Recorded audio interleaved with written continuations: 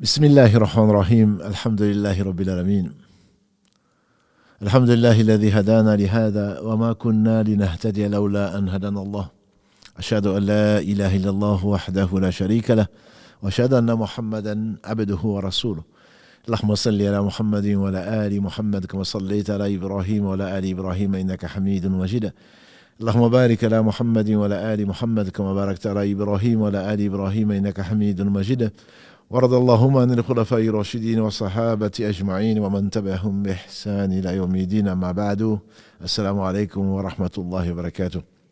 Mes sœurs, mes frères, les louanges, les remerciements, les éloges appartiennent à Allah. Il est le premier qui n'a pas de début, le dernier qui n'a pas de fin, le parfait dans son essence, dans ses noms et attributs, et dans tous ses actes, qui oscillent entre sa bienveillance, sa miséricorde, sa bonté, et d'autre part, basé sur sa justice, qui, elle, est basée sur sa sagesse et son omniscience. Nous le louons, nous revenons vers lui repentant. Nous lui demandons protection contre les conséquences de nos péchés, et lui seul en sait le nombre, et contre les tendances de l'âme. Celui qui Allah guide, nul ne saurait l'égarer. Celui qui est privé de sa guidée, nul ne pourra lui montrer le droit chemin. J'atteste donc de la véracité, de l'exemplarité de Mohammed et de sa prophétie. Qu'Allah bénisse ce prophète, sa famille, ses compagnons, et tous ceux qui l'auront suivi dans le droit chemin grâce à Allah, et qu'il nous fasse l'honneur d'en faire partie. Alhamdulillahi alladhi hadana li hada. Un verset de la sourate A'raf, sourate 7, quand les gens du paradis rentreront au paradis, ils sauront qu'ils ont adoré Allah et ils seront comblés. Et ils diront, louange à Allah qui nous a guidés vers cela. Cette guidée, même au paradis, ils remercient Allah subhanahu wa ta'ala de les avoir guidés. Cette guidée est de 4 sortes, disent les savants. La guidée naturelle, on dirait. Le fait que quand un animal naît, tout bébé, il ne va pas vers les choses toxiques.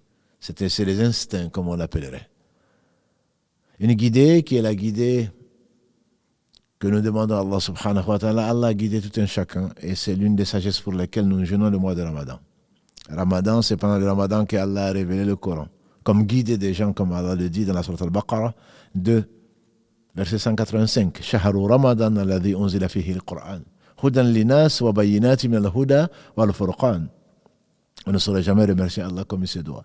C'est pour cela que celui qui peut supporter se doit de s'abstenir du manger, du boire, des relations conjugales, du lever de l'aube au coucher du soleil pour remercier Allah. Et une autre guidée, qui est donc la guidée sur le chemin droit, c'est que nous demandons à Allah subhanahu wa ta'ala 17 fois par jour, au moins, puisqu'il y a 17 rak'ahs dans les prières qui sont dans les 5 prières obligatoires. Ihdina as-siratal mustaqim, guide-nous dans le droit chemin. Et Ibn Qayyim, l'imam, qu'Allah lui fasse miséricorde, il dit c'est le plus grand besoin. C'est le plus grand besoin des hommes, c'est d'être guidé. On a l'impression qu'on est guidé. Oui, on a une partie de la guidée. Allah nous a donné la foi. Et on ne saurait jamais le remercier. Allah donne tout à tout le monde sauf la foi. Il nous a donc guidés.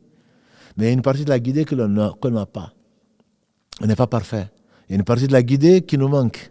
Et si on a été guidé, on aimerait être guidé vers mieux.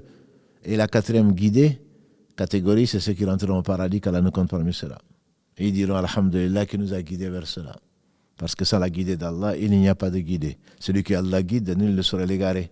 Celui qui est privé de sa guidée, tu ne trouveras pas de guide. Allah a envoyé les prophètes, qu'Allah les bénisse. Il leur a donné à certains des livres. Et il a conservé tous les livres, disait Ibn Qayyim. Allah a fait descendre 114 livres, qu'il a concentrés dans 4. La Torah, l'Évangile, les psaumes et le Coran. Il a résumé les 3, il les a mis dans le Coran. Le prophète le plus cité, comme on le sait, c'est Moussa, alayhi salatu salam. Tous musulmans. Nuh, tous musulmans. Jésus, alayhi salam, tous musulmans. Ils réclament, que dis-je, ils sont fiers d'être soumis à Allah subhanahu wa ta'ala. Et Allah a résumé dans le Coran les livres qu'il avait révélés auparavant pour différents peuples. Le Coran, c'est pour l'univers entier. Et donc, il a résumé tout le Coran, dit Ibn Qayyim, dans la Fatiha. Donc, le fait de demander à Allah plusieurs fois de nous guider sur le droit chemin, lequel? Le chemin de ceux qu'il a comblés de ses bienfaits. Qui sont-ils? Dans la sourate An-Nisa 4, verset 69, Allah dit وَمَا يُطِعِ اللَّهَ وَالرَّسُولَ فَأُولَٰئِكَ مَعَ الَّذِينَ أَنْعَمَ اللَّهُ عَلَيْهِم مِّنَ النَّبِيِّينَ وَالصِّدِّيقِينَ وَالشُّهَدَاءِ وَالصَّالِحِينَ وَحَسُنَ أُولَٰئِكَ رَفِيقًا. Celui qui obéit à Allah et aux messagers, voilà ce que Allah a comblé de ses bienfaits. Donc, quand nous demandons à Allah dans la Fatiha 17 fois par jour de nous guider sur le chemin droit, le chemin de ce qu'il a comblé de ses bienfaits, on parle du chemin des prophètes, des véridiques, des martyrs témoins et des gens qui font le bien, qu'Allah nous compte parmi ces catégories. Et quelle belle compagnie, dit Allah. Quelle belle compagnie au paradis. Nous avons traversé le pont. La semaine dernière, nous avons traversé le pont. En virtuel. Et quel pont? Plus fin qu'un cheveu, plus tranchant qu'un couteau ou l'épée. De part et d'autre, des crochets. Et celui qui est lourd de péché, celui qui a eu la balance, qui a été légère de bonnes actions, celui-là ne traversera pas ce pont, qu'Allah nous préserve. Il n'y aura que les prophètes, comme il a dit le prophète sallallahu alayhi wa sallam, il ne parlait pas de lui-même, il n'y aura que les prophètes pour dire: oh Allah, pacifie. Oh Allah, sauve. Allahumma sallim, Allahumma sallim. Parce qu'il nous aimait, ceux qui ont été envoyés pour nous guider, notamment le meilleur d'entre eux, Muhammad sallallahu alayhi wa sallam. Ma communauté, ummati, ummati, ya Rabb, ummati, ummati. Il demandait à Allah de protéger sa communauté. C'est pour cela qu'on doit l'aimer plus que nous-mêmes. Que dire alors par rapport à nos parents, par rapport à nos enfants? Ummati, ummati. Un jour meilleur qu'aujourd'hui, le prophète sallallahu alayhi wa sallam était assis quand il a reçu l'ange Gabriel, qui lui a passé le salam et qui lui a dit: Ya Muhammad, ton Seigneur a écouté tes invocations, a vu dans quel état tu es pour ta communauté. Sallallahu alayhi wa sallam. Sallallahu alayhi wa sallam. Qu'Allah bénisse ce prophète, sa famille, ses compagnons, tous ceux qui les auront suivis dans le droit chemin. Ne pas l'aimer, certainement, ce n'est pas être avec lui. L'homme ira avec les gens qu'il aime. Un bédouin est venu un jour trouver le prophète sallallahu alayhi wa sallam. De loin, il appelait: Ya Muhammad, Ya Muhammad, Ya Muhammad. Et lui, il était le meilleur des psychologues, certainement. Il a répondu: me voici. On a dit au bédouin: tais-toi. Baisse la voix, tu es en compagnie du prophète sallallahu alayhi wa sallam. Baisse donc la voix. On ne l'appelle pas comme ça. On l'appelle Rasulullah, on l'appelle Nabi Allah, on ne l'appelle pas Muhammad. Il a dit: je ne baisse pas la voix. Je ne baisse pas la voix. Il dit: l'homme aime des gens, mais il n'arrive pas à les atteindre par ses œuvres. Et le prophète sallallahu alayhi wa sallam lui dit: l'homme ira avec les gens qu'il aime.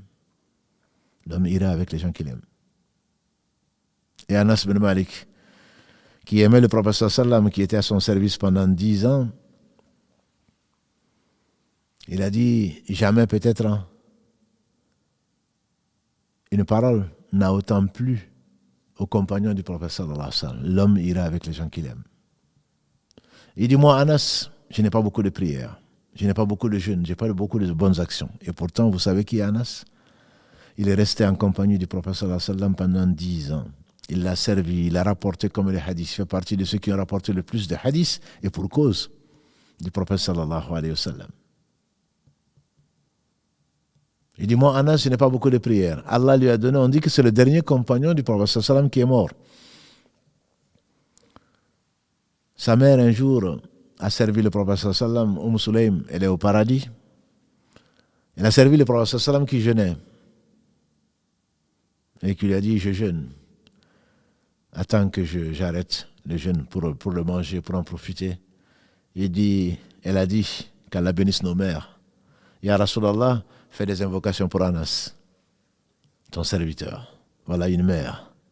Quand nous on a envie qu'elle disparaisse, elle veut qu'on vive. Elle donne la vie. Elle donne sa vie parfois. Combien sont mortes en donnant la vie? Qu'Allah leur pardonne et les fasse rentrer au paradis si elles sont mortes, croyantes en tout cas, puisqu'il a interdit son paradis à ceux qui ne croient pas.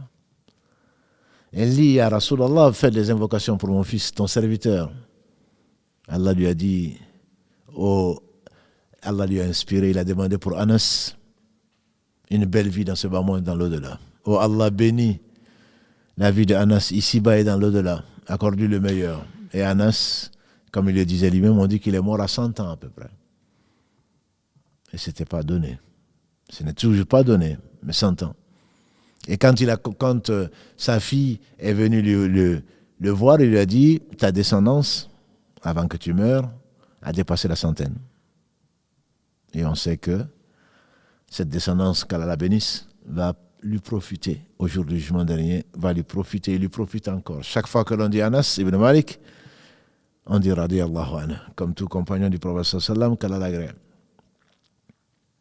Et il se peut qu'Allah dise aux anges de dire Amin et qu'Allah l'a déjà agréé.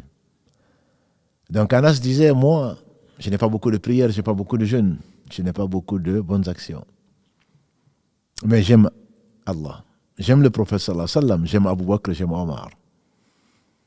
Donc nous, qu'est-ce qui nous reste, mes sœurs et mes frères? On ne les atteindra pas à la cheville. Mais si Allah met leur amour dans notre cœur, certainement qu'il va nous rassembler avec eux, et ce sera au paradis, Inch'Allah. Alors, le pont sera jeté. La plupart des gens vont tomber. Les moins affectés seront les sincères. Et Allah subhanahu wa ta'ala va demander à Adam alayhi salam la part de l'enfer, de la faire sortir de sa descendance. Il dira, Seigneur, quelle est la part de l'enfer? On lui dira, sur 1000 de ses enfants, 999 pour l'enfer. L'enfer sera plein. Ils ne vont pas traverser le pont. Ceux qui vont traverser le pont, même à 4 pattes et qui seront égratignés, ils seront sauvés. Ceux qui n'ont pas de bonnes actions, puisqu'Allah n'accepte que si on l'adore sans rien lui associer, qu'on suit le chemin du prophète qui nous a été envoyé, il n'accepte qu'à cette condition. Ceux qui ont fait autre chose, qui n'ont pas cru à un seul prophète, ils n'ont pas d'action. Ils n'ont pas de bonnes actions le jour du jugement dernier. Ce qu'ils ont fait de bien, on le dira ici. Et dans l'au-delà, ils n'auront que ce qu'ils méritent. Allah aura tranché tous les différends. On a déjà vu au point que un bélier qui a des cornes, qui s'est bagarré avec un bélier qui n'a pas de cornes, le bélier qui n'a pas de cornes va demander sa revanche et Allah va lui permettre parce qu'il est le juste. Si Satan t'amène des waswas sur Allah, dit qu'il est juste. Rien ne passera inaperçu. Celui qui a fait le bien du poids d'un atome le verra, celui qui a fait le mal du poids d'un atome le verra. Dans l'enfer donc, ce sera 999 pour 1000 les fils d'Adam, qu'Allah nous en préserve. Ceux qui n'ont pas de bonnes actions ne traverseront pas le pont, ne vont même pas l'aborder, puisqu'on leur exposera juste ce qu'ils ont fait. Qu'est-ce que c'est que l'enfer? L'enfer a plusieurs noms. Mot à mot, ou de point de vue linguistique, on l'appelle Jahannam ou Nar. Un Nar, c'est le feu qui détruit tout. Il a d'autres noms. La Jehen, comme on le traduit en français, la Jehen, c'est l'enfer. On entend Hutama, un des noms. Wama adraka mal Hutama, narullahi al-muqada. Dans la sourate que vous connaissez. Wailul likulli humazatin lumaza. Malheur à tout calomniateur, tant par la langue que par les mimiques. Et Allah dit à la fin, Narullahi al-muqada. Al-Hutama, il tombera dans Al-Hutama, un des noms de l'enfer qu'Allah nous en préserve.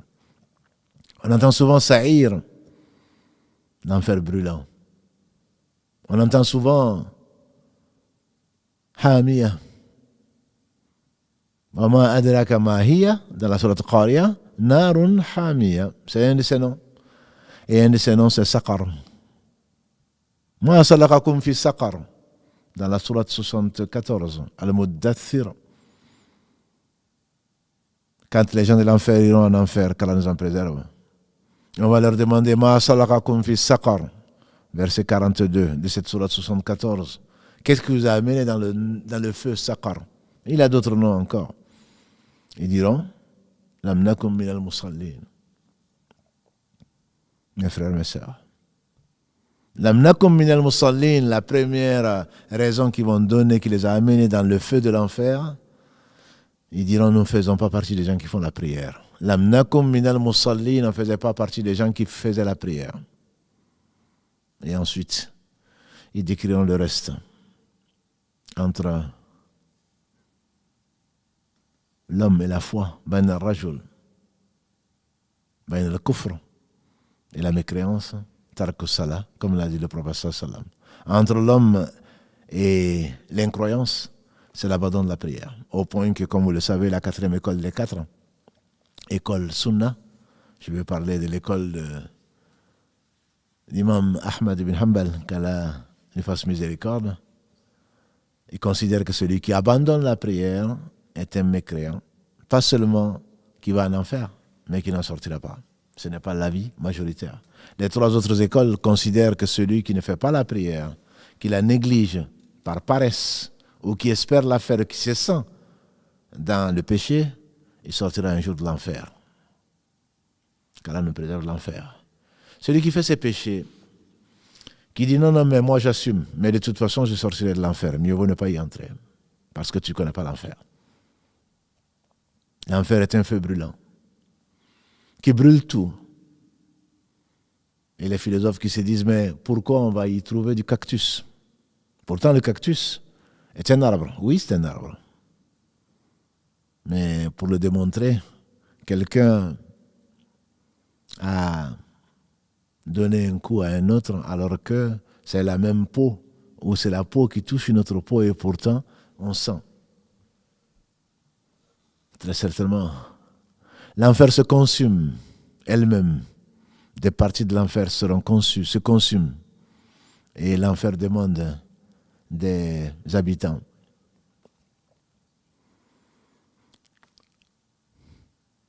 Qu'est-ce qui t'a amené dans le saqar? L'enfer est destiné à tous les injustes qui ne se sont pas repentis, parmi ceux qui ne croyaient pas, parmi ceux qui prétendaient avoir la foi alors qu'ils étaient hypocrites. Et les hypocrites seront au fin fond de l'enfer, comme Allah le dit dans la sourate Les Femmes, An-Nisa, verset 145. Les hypocrites, les vrais, les hypocrites qui feignent de croire et qui ne croient pas, qui ont embrassé ou ont prononcé plutôt la shahada, l'attestation de foi, alors que Allah sait ce qui est dans leur cœur, pour des raisons bassement matérielles, pour un poste, puisque les hypocrites apparaissent dans des conditions favorables aux musulmans. À la Mecque, il n'y avait pas d'hypocrite. Quand tu disais que tu étais musulman, le minimum, c'est que tu sois torturé. Certains sont morts à cause de la torture, pas parce qu'ils ont menti. Je pense à Ammar, son père et sa mère, Yasser et Soumeya, les deux premiers martyrs de l'islam à la Mecque, attachés jusqu'à ce qu'ils réunissent la foi à Mohammed sallallahu alayhi wa sallam. La première martyre, c'est Soumeya. Et avant elle, son mari. Ils l'ont torturé, ils ont refusé de renoncer à la foi, ne serait-ce que par la langue. Comme le dirait Héraclus, quand la foi rentre dans le cœur, elle n'en sort pas. Si vraiment elle rentre dans le cœur, si elle dépasse la langue. Et le prophète sallallahu alayhi wa sallam disait parfois à ses compagnons, les meilleurs des hommes après les prophètes, ô vous qui avez professé la foi par la langue, ça n'a pas encore atteint le cœur. Et Allah seul sait qui sont les sincères. Ne jure pas que tu es sincère. Si tu es sincère, ça se verra. Ça se verra au travers de tes actes. Alors, Yasser a été torturé jusqu'à la mort. Soumeya, qu'Allah agrée tous les deux, c'était à la Mecque, a été torturé jusqu'à la mort. Aucun des deux n'a renoncé à la foi. Bilal, on connaît les faibles, entre guillemets, de la Mecque. Ceux qui ont été faits esclaves, alors qu'Allah les a fait naître libres. Ils ont été torturés. Ils n'ont pas renoncé à la foi. Donc je disais que les hypocrites ne sont apparus que dans des situations favorables. Quelqu'un qui veut épouser un homme ou qui veut épouser une femme aura besoin, dans notre culture, aura besoin certainement de proclamer la foi pour qu'on accepte. Donc au moins qu'on lui donne une de nos sœurs. Et donc on peut le faire alors qu'en réalité Allah sait que les gens ne croient pas. Avec la complicité bien entendu de la personne qui veut être épousée. Et Allah sait tout. Qu'on craigne Allah. Qu'on craigne Allah. Qu'Allah bénisse celle qui a traversé et qui traverse encore probablement une situation difficile. Elle s'est mariée avec un homme qui prétendait avoir la foi alors qu'il ne l'avait pas. Peut-être qu'elle écoute ce live, je ne sais pas. En tout cas, je prie pour elle, priez pour elle. Elle a 3 enfants. Le jour où elle a réalisé qu'elle a fait un très mauvais commerce, qu'elle a prétendu à ses parents qu'il était converti et qu'en réalité elle savait très bien qu'il ne croyait pas, Allah lui a donné la force de renoncer à ce mariage. Bien entendu, tout le monde la prenait pour folle. Et ensuite, on prie Allah subhanahu wa ta'ala de lui accorder le meilleur. Parce qu'elle a su dans quel piège de Satan elle est tombée. Elle a préféré vivre seule plutôt que d'être mal accompagnée, dans la mesure où l'au-delà n'est pas périssable, est impérissable. L'au-delà, c'est pour l'éternité. Le châtiment de l'enfer, qu'Allah nous en préserve, est réservé donc aux injustes. Ceux qui ont cru tromper les gens, alors qu'ils ne trompent qu'eux-mêmes. Je parle des hypocrites. Fin fond de l'enfer, plus bas, le plus bas degré de l'enfer. 7e terre. Et au-dessus d'eux, il y en aura d'autres. Et le châtiment le plus léger de l'enfer, qu'Allah nous préserve. Le châtiment le plus élevé a été décrit par Mohammed sallallahu alayhi wa sallam et réservé à qui? À un de ses oncles, Abu Talib, le père de Ali, le 4e calife de l'islam. Et quel valeureux compagnon. Quel valeureux compagnon, qu'Allah l'agrée. Il savait que Mohammed sallallahu alayhi wa sallam était sincère, que ce qu'il disait était la vérité, mais il n'a pas accepté de prononcer l'attestation de foi. Il est resté avec lui, il a défendu corps et âme. Il a été mis en quarantaine comme lui, bien qu'il n'étant pas croyant. Mais il savait que Mohammed sallallahu alayhi wa sallam était véridique. La preuve, c'est qu'après la quarantaine, pendant la quarantaine, 3 ans, ils ont été mis au banc dans une vallée que les historiens appellent la vallée de Abu Talib, parce qu'il en faisait partie, ce vieux. Mais sa sagesse n'a pas atteint ce pourquoi la sagesse doit amener, ce à quoi la sagesse doit amener, puisqu'il n'a pas accepté, malgré l'amour, malgré la véracité de son neveu, il n'a pas prononcé l'attestation de foi. Mais quand le prophète sallallahu alayhi wa sallam a décrété d'alléger leur fardeau, il a été le voir.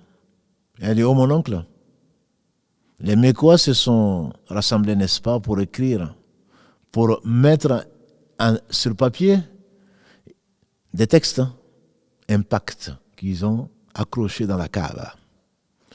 Eh bien, figure-toi qu'Allah a envoyé la bête de la terre, on pense à la termite, qui a tout mangé, sauf le nom d'Allah qui était écrit, puisque les Arabes, même non musulmans, disaient Bismika Allahumma, ou par ton nom, ô Allah. Pas s'ils croyaient en Allah. Allah dit dans la sourate 39, à Zumar, verset 2 ou 3, il dit Ma na'budhum illa liyuqarribuna ila Allahi zulfa. Les polythéistes disaient qu'ils n'adoraient pas les idoles. En fait, ils cherchaient à se rapprocher plus d'Allah. C'est pour ça qu'ils passent par des intermédiaires, que Allah, bien entendu, a interdit.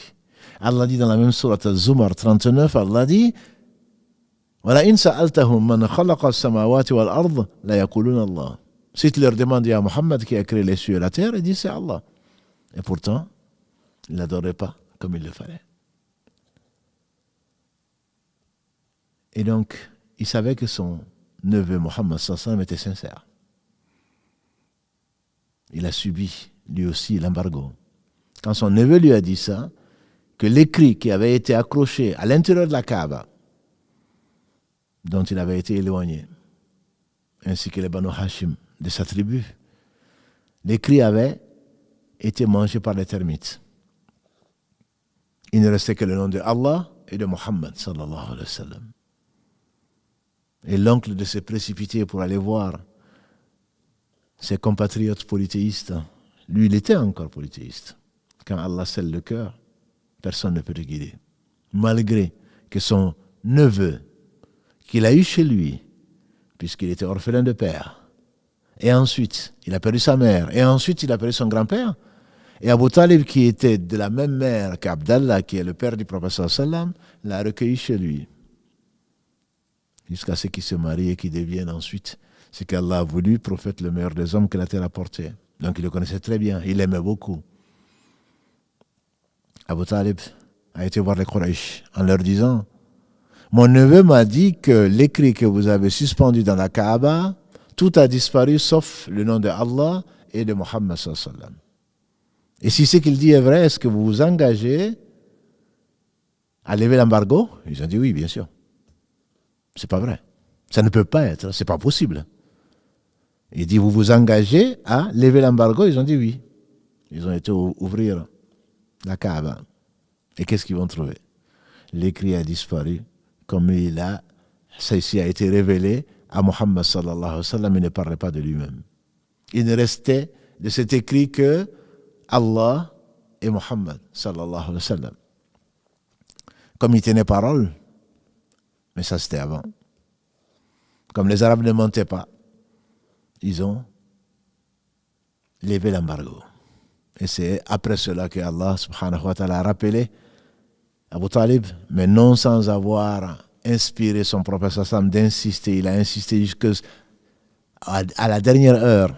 Mais Shaitan, sous la forme d'Abu Lahab et d'autres, ont dit, tu vas quand même pas me dire que tu vas croire à Mohammed et tu vas abandonner la région de tes pères. Et il est mort avec cette phrase: je crois à ce que mes pères m'ont laissé, et il est en enfer. Abu Talib, bien qu'il soit l'oncle du prophète sallam, Allah lui a révélé, il était triste, Mohammed sallam. Cet homme qu'il a aimé, qu'il a aidé, il était triste. Et il lui dit: oh mon oncle, dis seulement la ilaha illallah, et j'abandonnerai tout le monde le jour du jugement dernier pour intercéder auprès d'Allah pour toi. Mais il n'a pas pu. Allah lui a révélé ce verset de la sourate 26, verset 46. Innaka la tahdi man ahbabt, walakin Allah yahdi man yasha. Ya Muhammad, ce n'est pas toi qui vas guider qui tu aimes, c'est Allah qui guide qui il veut. Qu'Allah nous guide. Sinon, le père d'Ibrahim ne sera pas en enfer.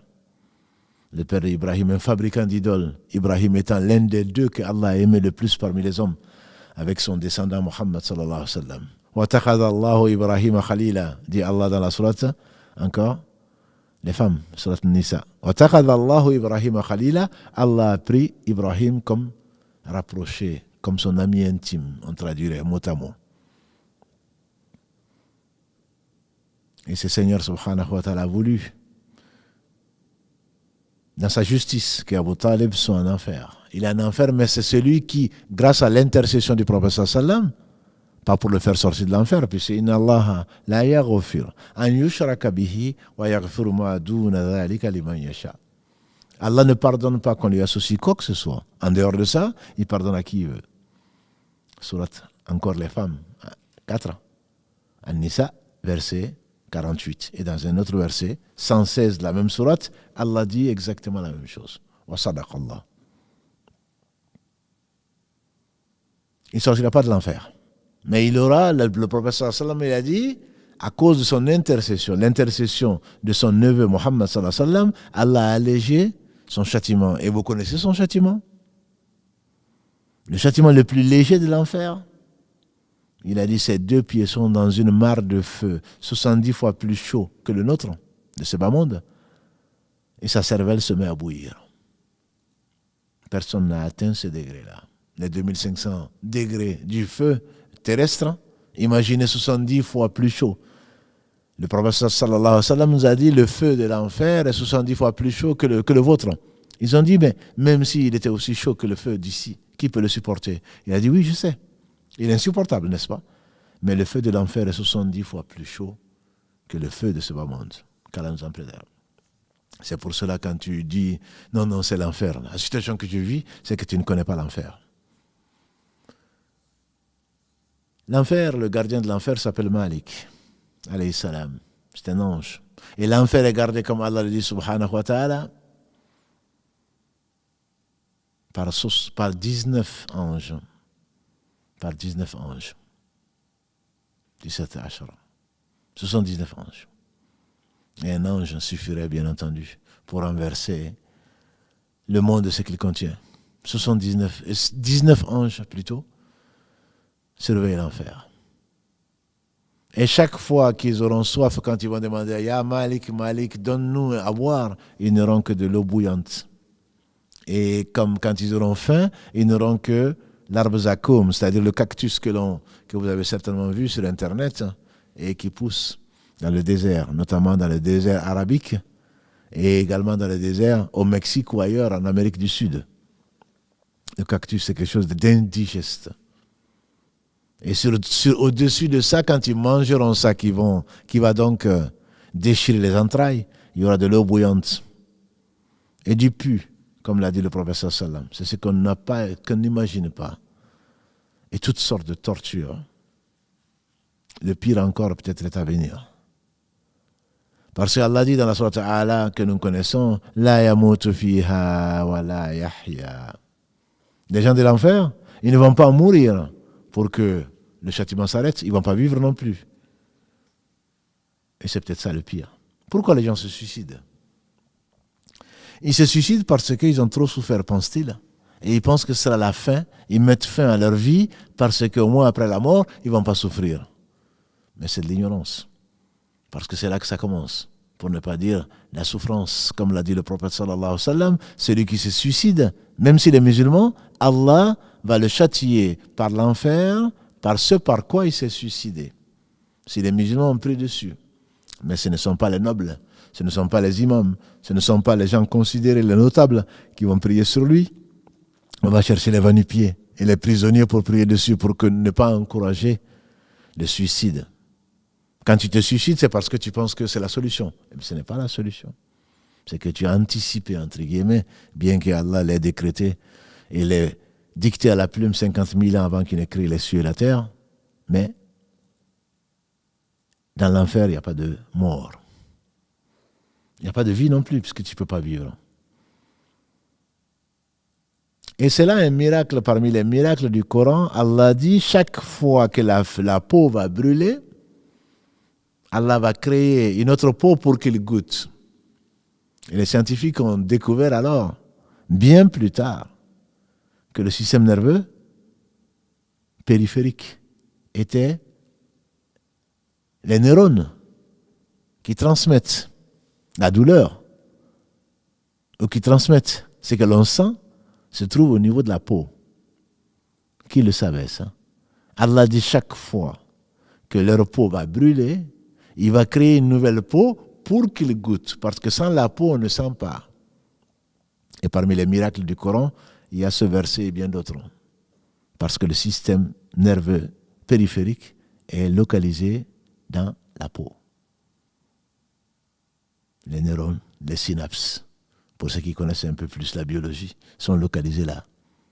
C'est par là qu'il y a une transmission de l'information. L'enfer, c'est bien pire que ça encore. L'enfer, c'est la torture. Elle est tant physique que psychologique. L'enfer a 7 portes. Chaque groupe de gens, ceux qui se croyaient au-dessus des lois, entre guillemets, de la loi révélée, ceux qui ont désobéi et qui ont été injustes vis-à-vis des autres vont goûter. Les groupes, chaque groupe rentrera par la porte qui lui a été dédiée. Il y a 7 portes, alors que le paradis en a 8. Il y a 7 portes de l'enfer. Car on nous préserve de l'enfer. Le temps nous manque, on ne va pas rentrer plus dans les détails, sinon que, comme on a dit, les gens qui sont morts, comme nous l'avons vu, et qui ont été injustes, qui ne se sont pas repentis avant, Allah est juste, certainement vont donner leurs bonnes actions aux gens qui ont été maltraités. Et si les bonnes actions ne suffisent pas, les prières, le jeûne, les sadaqat n'ont pas suffi, alors quand il n'a plus de bonnes actions, ça veut dire qu'Allah a déjà accepté que c'est un croyant et qu'il a suivi ce qui a été révélé et malgré ça il a été injuste. Mais quoi d'étonnant? Le meilleur des compagnons du prophète sallallahu alayhi wa sallam, quand il a demandé à celui qu'il aimait le plus parmi les hommes, quand il a demandé et qui disait souvent « Oh, toi, par qui, pour qui plutôt, je sacrifierai mon père et ma mère ?» Il a demandé à celui qu'il a aimé le plus, il a demandé « Enseigne-moi une invocation que je vais dire dans ma prière. » Le prophète sallallahu alayhi wa sallam lui dit « Dis, Qul, Allahumma, inni zalamtu nafsi dhulman kathiran kabira wa la yaghfiru dhunuba illa anta faghfir li maghfiratan min indik warhamni innaka antal ghafurur rahim. » Oh Allah, Allahumma, je me suis fait outragement tort. Inni zalamtu nafsi dhulman kathira kabira. C'est énorme et beaucoup. Wala yaghfiru dhunuba illa anta, ne pardonne les péchés que toi. Faghfirli, pardonne-moi. Warhamni, fais-moi miséricorde. Innaka antal ghafurur rahim, c'est toi qui es celui qui pardonne, le miséricordieux. Si Abu Bakr dit qu'il est injuste, que dire alors de nous? Mais la pire des injustices, c'est l'association. Comme l'a dit Luqman à son fils, Ya Bunay, dans la sourate qui porte son nom, 31, Luqman, Ya Bunay, la tushrik billah. Inna shirka la dhulmun azim, mon cher fils, n'associe rien à Allah, parce que l'association à Allah, c'est la pire des injustices. Et donc, les injustes, parmi les musulmans, s'ils n'ont plus de bonnes actions, Allah qui est juste, et qui dit dans le hadith que nous avons souvent commenté, d'Abu Dharr, qui est consigné dans l'authentique de l'imam Muslim, qu'Allah lui fasse miséricorde, ainsi qu'à tous nos savants, Allah dit, Ya ibadi, ô mes serviteurs, inni haramtu dhulma ala nafsi. Mes serviteurs, je me suis interdit l'injustice. Wa ja'altu baynakum muharrama fala tadhalamu. Et j'ai interdit, j'ai rendu l'injustice interdite entre vous, ne vous faites pas injustice. Et donc les musulmans qui étaient injustes, et Allah sait que ça existe, ces époux injustes, ces pères injustes, ces mères injustes, ces enfants peut-être injustes, alors ils vont payer. Quand il n'y a plus ces dictateurs, ces tyrans, ces voleurs, quand ils n'auront pas de bonnes actions, on va prendre les péchés des autres qui ont été maltraités ou plutôt injustement traités, on va les mettre dessus, tomber en enfer. Pourtant, Allah a accepté certaines de leurs œuvres, nous avons dit, ils ont prié, ils ont jeûné, ils ont donné la zakat, ils ont fait du bien, mais à côté de cela, comme le seau, qui est avec un seau troué, qui va aller chercher de l'eau, avec un seau troué. Il remplit le seau avant de revenir, comme le seau est troué, l'eau coule, et il revient, il n'a pas d'eau. Malheureusement, beaucoup d'entre nous sont comme ça. On prie, on jeûne, et à côté de cela, on ment, on triche. On n'est pas bon on n'a pas de bon comportement. Et celui qui n'a pas de bon comportement, il risque de payer, notamment avec les parents. Et ça, on en parlera, Inch'Allah, le samedi. Et donc le pauvre, c'est celui qui viendra au jour du jugement dernier avec beaucoup de prières, beaucoup de jeûnes, beaucoup de bonnes actions, et il ne passera pas le pont. Il sera attiré vers le fond, qu'Allah nous préserve, même s'il en sortira, Inch'Allah. Il en sortira, Inch'Allah, quand il aura brûlé. Quand il aura brûlé, cramé. Mes frères, mes sœurs, s'il y a une chose à recommander, c'est bien la prière. La prunelle des yeux du prophète sallallahu alayhi wa sallam, c'est qu'il a aimé le plus des trois choses qu'on lui a fait aimer dans notre bas monde. Pourquoi? Parce que la prière, c'est le lien entre le serviteur et Allah. Si vous en voulez une preuve de l'importance de la prière, c'est l'acte le plus aimé d'Allah. C'est la première chose sur laquelle l'homme sera interrogé. Mais encore, quand Allah va envoyer les anges chercher les gens dans l'enfer, qu'est-ce qu'il va leur dire? Cherchez mes serviteurs qui ont prié.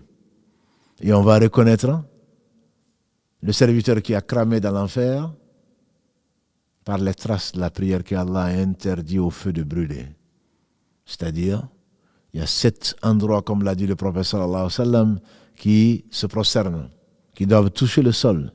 Il a montré le front et le nez, qui font 1, les 2 mains, les 2 genoux et les 2 pieds ou les orteils. Le feu va tout brûler sauf ces parties-là. Allah a interdit au feu de les brûler. Alors ils viendront reconnaître les prieurs parmi eux et on va les faire sortir.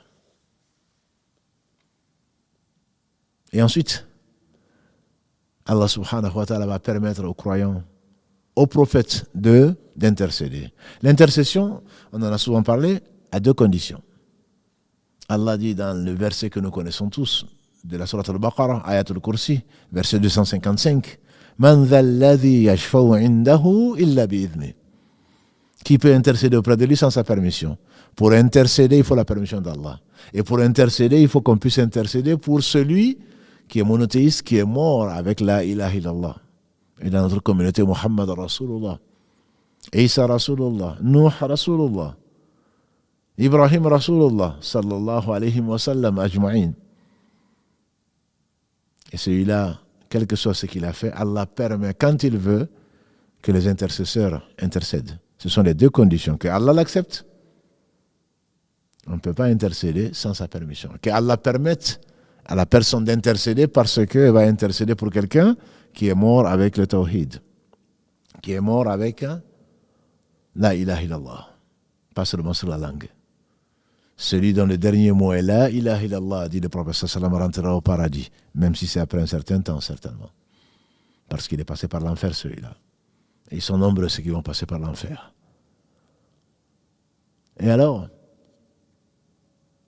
Allah va permettre aux prophètes d'intercéder, Muhammad et ses frères avant, alayhim salatu wassalam. Il va permettre aux martyrs d'intercéder parmi les croyants pour faire sortir des musulmans et des croyants qui sont morts injustes, sans s'être repentis.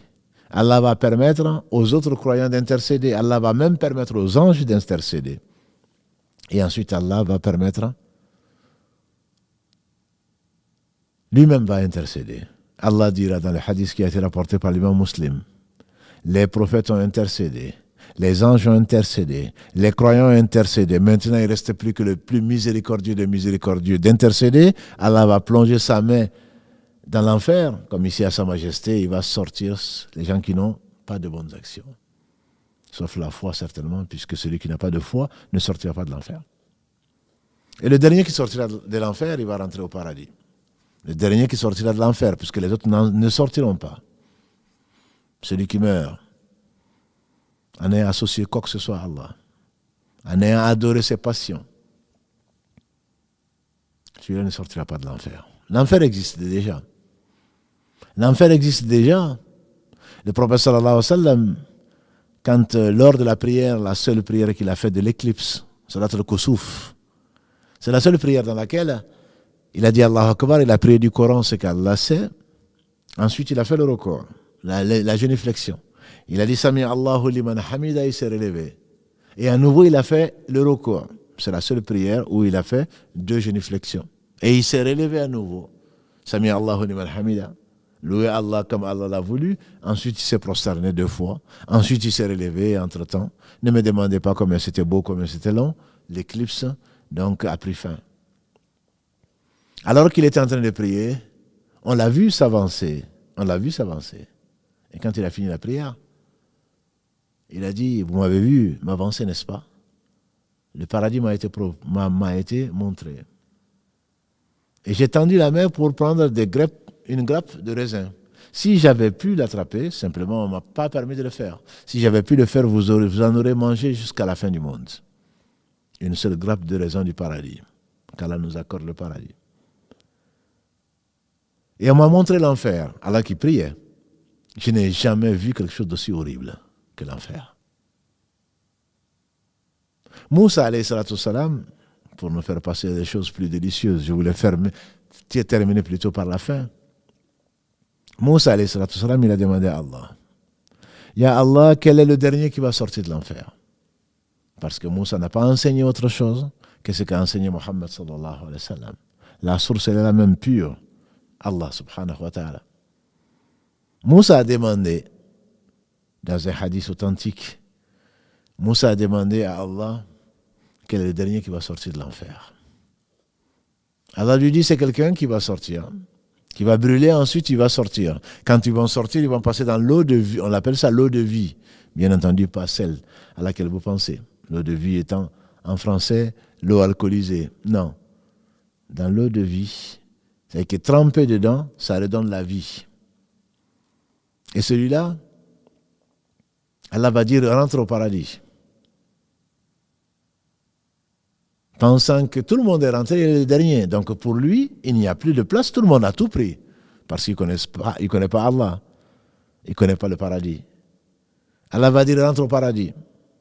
Est-ce que tu serais content d'avoir ce qu'un roi de ce bas monde peut avoir? Il dit oui, bien sûr. Allah lui dit, tu as 2 fois plus. Avant qu'il ne parle, Allah lui dit, tu as 3 fois plus. Allah lui dit, tu as 4 fois plus. Allah lui dit, la 5e fois, tu as 5 fois plus. Il dit, j'accepte, peut-être de crainte que Allah ne diminue. Allah va lui dire, tu as cela et 10 fois plus. 10 fois plus. On dira donc 15. 10 fois plus que ce qu'un roi peut avoir de ce bas monde-là. Et dans une autre version, Allah subhanahu wa ta'ala va dire au dernier qui va rentrer, va au paradis. Il va dire, Seigneur, j'ai trouvé que le paradis est plein. Comment toi qui es le Seigneur du monde, tu vas te moquer de moi alors que le paradis est plein? Il s'imagine que c'est plein. Allah va dire, va au paradis. Et imagine avant d'y aller. Réfléchis, fais des vœux. Qu'est-ce que tu souhaiterais y trouver? Il va faire des vœux.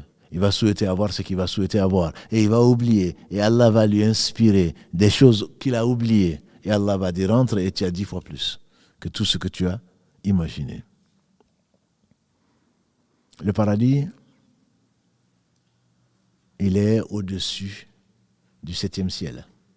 Le prophète sallallahu alayhi wa sallam, quand il a été honoré, après avoir été éprouvé comme personne d'autre, on a dit après la mise en quarantaine, Allah l'a élevé au-dessus des 7 cieux. Et Allah lui a montré le paradis. Le paradis, il est au 7e ciel. Au-dessus du 7e ciel. Le paradis a 8 portes. Mais personne n'y rentre avant Muhammad sallallahu alayhi wa sallam. Il nous a dit, nous qui sommes les derniers arrivés de la communauté des hommes, nous serons les premiers qui rentreront au paradis. Qu'Allah nous compte parmi ceux-là. Quand il a dit, quand on va dire, oh Adam, fais sortir de ta progéniture la part de l'enfer, et quand on lui dira quelle est la part de l'enfer, quand on dira 999 sur 1000, il a dit, c'est le jour où le bébé aura les cheveux blancs. Il aura les cheveux blancs de peur. Et il a récité un verset de la sourate 73, Al-Muzammil. Allah dit dans cette sourate, فَكَيْفَ تَتَّقُونَ إِن كَفَرْتُمْ يَوْمًا يَجْعَلُ الْوِلْدَانَ شِيبًا السَّمَاءُ مُنْفَطِرٌ بِهِ كَانَ وَعْدُهُ مَفْعُولًا. Comment vous osez me croire le jour où l'enfant, le bébé, aura les cheveux blancs? Que dire alors des adultes? Alors, les compagnons, ils ont eu peur parce qu'ils y croyaient. Ibn Mas'ud, on lui fait dire, vous et nous, c'est-à-dire la génération, pourtant qui est la 2e meilleure génération, la différence c'est que vous avez beaucoup les versets, vous les avez tous. Nous, on ne les avait pas avant. Vous avez beaucoup de dires du prophète sallam. Entre vous et nous, la différence c'est que nous, on croit en l'au-delà. Il a bien raison. Comment vous aurez aimé croire, désobéir à Allah? Le jour où les cheveux du bébé seront blancs de peur. Et les compagnons, ils ont eu peur parce qu'ils croyaient en l'au-delà. Le prophète sallam, il a dit, j'espère que vous serez le tiers du paradis. Ça les a rassurés, ils ont dit Allahu Akbar. Il a dit, j'espère que vous serez la moitié du paradis. Quand il dit j'espère, c'est quelque chose qui lui a été promis, bien sûr. La communauté de Mohammed sallallahu alayhi wa sallam sera la moitié du paradis. Mais personne ne rentrera avant qu'il n'ait intercédé pour nous. En effet, quand les gens vont se présenter devant le paradis, ça veut dire déjà qu'on a traversé le pont, donc on a traversé le petit pont, entre guillemets, Qintar, dont on a parlé mardi dernier, pour régler nos petits différends. Les gens vont attendre. Les gens vont attendre et quelqu'un va venir taper à la porte du paradis. Le paradis a 8 portes. On a dit, la porte de la sadaqa, porte du djihad, porte al-rayyan pour les jeûneurs, etc., etc. Le paradis a 8 portes. Quand le prophète sallam va venir taper, le gardien principal du paradis s'appelle Ridwan, alayhi salam. Autant Malik est connu pour l'enfer, Ridwan est connu pour le paradis. Allah l'a honoré par ça. Quand il va taper, Ridwan va dire, qui est là? Le prophète va dire, sallallahu alayhi wa sallam, c'est moi, Muhammad. Il va dire, c'est à toi qu'on m'a dit d'ouvrir. Avant toi, on m'a interdit d'ouvrir à qui que ce soit. Et donc, les portes, comme l'a dit le prophète sallallahu alayhi wa sallam, c'est plus vaste, une porte est plus vaste que de Amman en Jordanie, jusqu'en Arabie. Et qu'est-ce que dit Allah subhanahu wa ta'ala dans la sourate Az-Zumar? Je l'aime beaucoup cette sourate 39. Allah dit وَسِيقَ الَّذِينَ تَقَوْا إِلَى الْجَنَّةِ زُمَرًا. Ceux qui ont craint Allah viennent en groupe. Mais ne t'inquiète pas, il n'y a pas de bousculade. حتى جاءها وفتحت أبوابها وقال لهم خزنتها سلام عليكم طبتم فادخلوها خالدين. Quand ils vont arriver à la porte, au paradis, en groupe, c'est le titre donc de cette sourate, Az-Zumar, حتى جاءوها. Jusqu'à ce qu'ils vont arriver, les portes vont être ouvertes. Les portes vont être ouvertes. Mais la subtilité, et Allah seul a envoyé le Coran, c'est sa parole. Vous voyez, dans cette sourate, donc ça c'est le verset 73 de la sourate 39.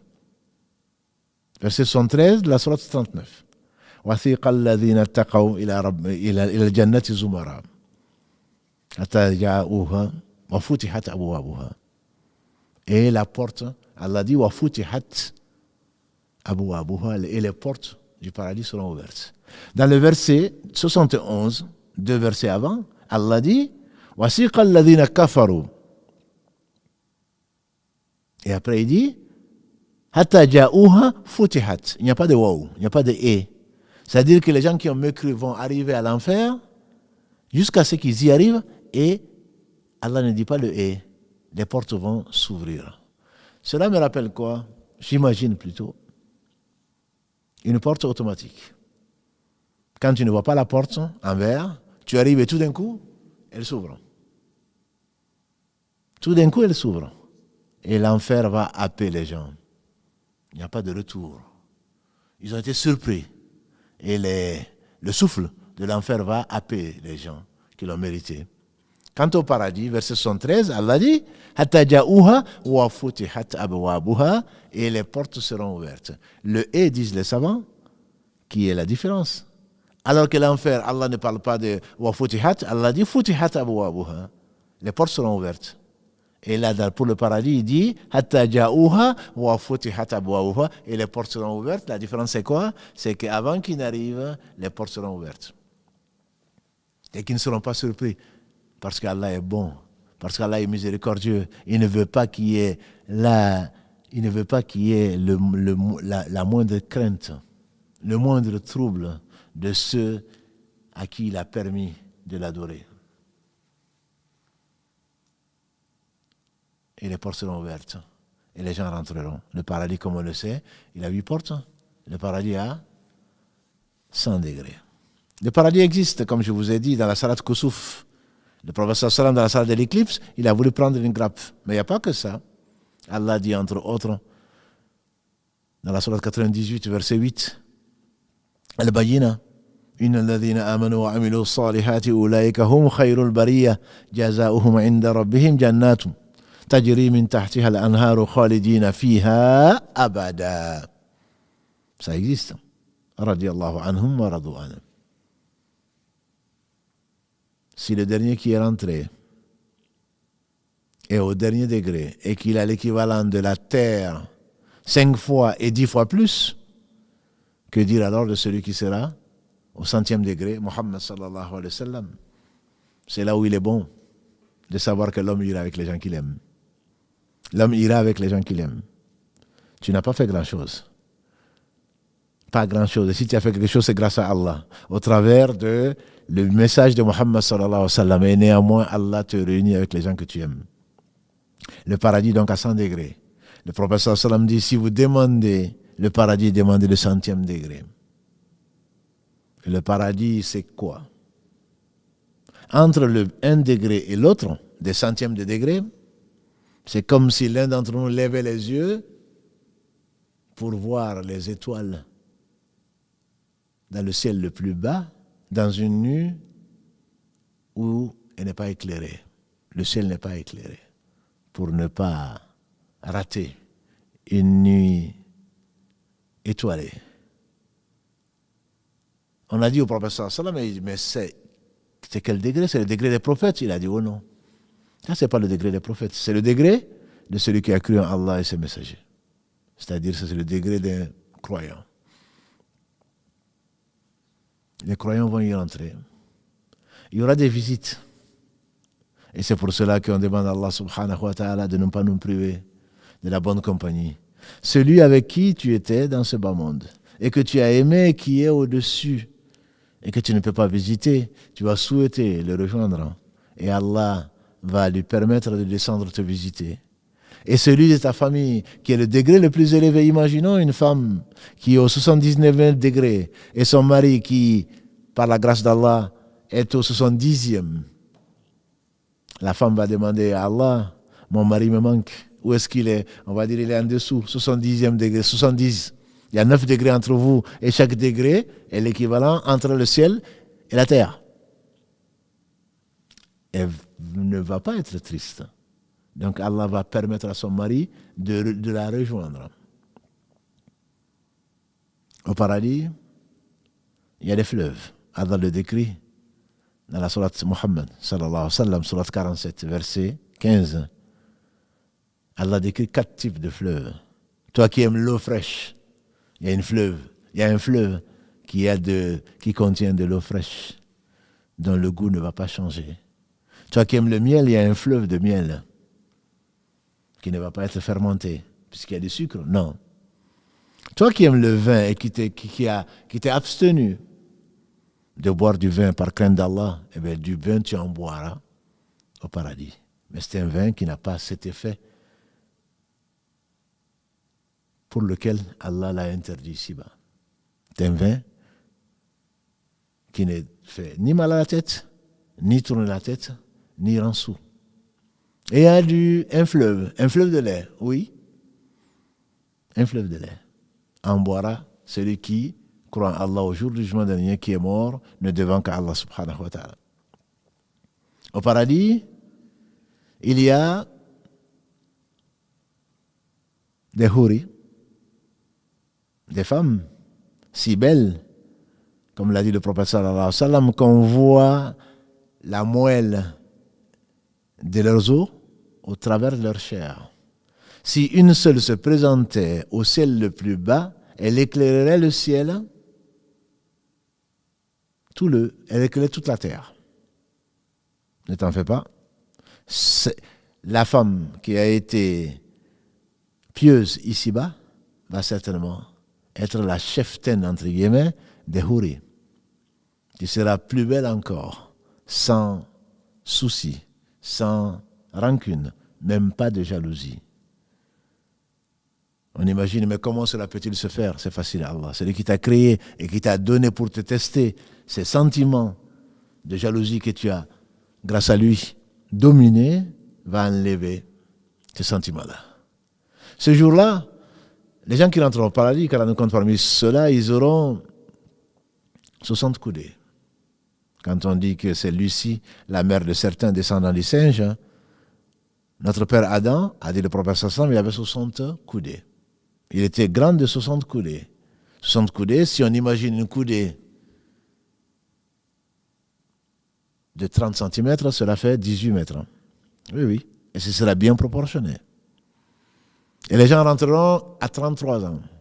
L'aspect qu'ils auront à 33 ans, c'est à 33 ans que Jésus, alayhi salam, a été élevé par Allah. Et il reviendra et il mourra à 40 ans. 7 ans qu'il va passer avec eux, parce qu'on espère ne pas être là, parce que ce sera l'un des signes de la fin du monde.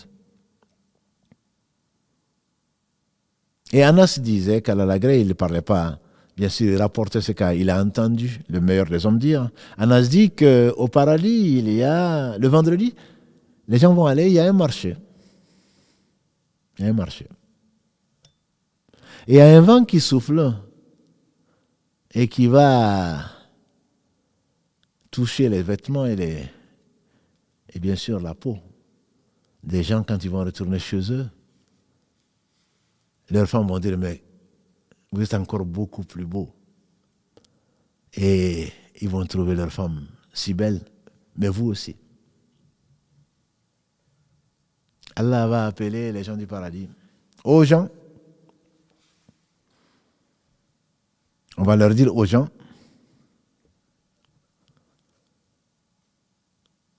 Allah vous invite.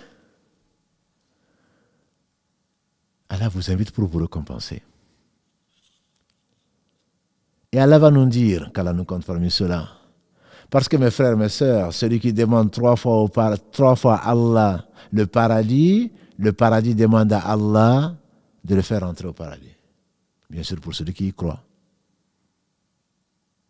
Celui qui demande à Allah, Allahumma adkhilna jannatak, ou Allahumma arzuqna bil jannah, celui qui demande au paradis 3 fois, le paradis va demander à Allah de lui faire l'honneur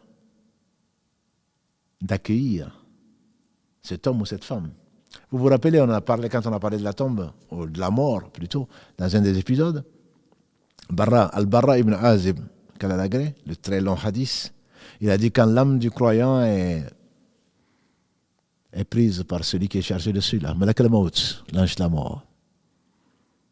Et quand tu lui parles doucement, ô âme bienveillante, sors de ton corps vers la miséricorde d'Allah. Il le prend dans un linceul qu'il a ramené avec lui, un linceul du paradis avec l'odeur du misk. Et il le prend et les anges le lui arrachent. Et toutes les portes du paradis s'ouvrent et espèrent que l'âme va rentrer par là, jusqu'au 7e ciel, et ensuite ça va descendre. Et ça, c'est une des preuves que le paradis existe déjà. Ce n'est pas un paradis qui a été créé pour cela, qui est différent de celui où était Adam. Adam, alayhi salam, il a goûté au paradis. C'est peut-être une des sagesses pour lesquelles nous parlons, nous espérons aller au paradis. C'est comme une nostalgie qu'Allah a mis dans les cœurs. Allah va dire aux les gens, on va dire plutôt aux les gens, Allah vous invite pour vous récompenser. Et on lui dira, Seigneur, nous voici, labaïk, wa sa'adaïk. Nous voici tout oui. Nous voici précipités vers toi, Seigneur. Précipités pour répondre à ton appel. Allah va nous demander, est-ce que vous êtes satisfait? Et dans une version, les gens diront, comment ne pas être satisfait, Seigneur? Tu nous as fait rentrer au paradis. Tu nous as épargné l'enfer. Allah dit, je suis satisfait de vous. Plus jamais je ne serai courroucé contre vous. Et dans la version d'Abu Huraira, quand Allah va appeler les gens, il va leur dire, vous êtes vivants, vous ne mourrez plus jamais. Vous êtes en bonne santé, plus jamais vous ne tomberez malade. Et vous êtes heureux, plus jamais vous ne serez malheureux. Le paradis, c'est l'endroit où on ne va pas se bousculer. Ce n'est pas un T4 ni un T5. Pour ne pas le souhaiter, même à son pire ennemi, qu'Allah le guide. Si par toi a dit Muhammad sallallahu alayhi wa sallam à Ali, le jour de Khaybar, ils ont essayé de prendre Khaybar, les forts de Khaybar, ils n'ont pas réussi. Et le prophète sallam a dit, demain, je donnerai l'étendard à quelqu'un qui aime Allah et que Allah aime. Quelqu'un qui est Allah et son messager, et que Allah et son messager aiment.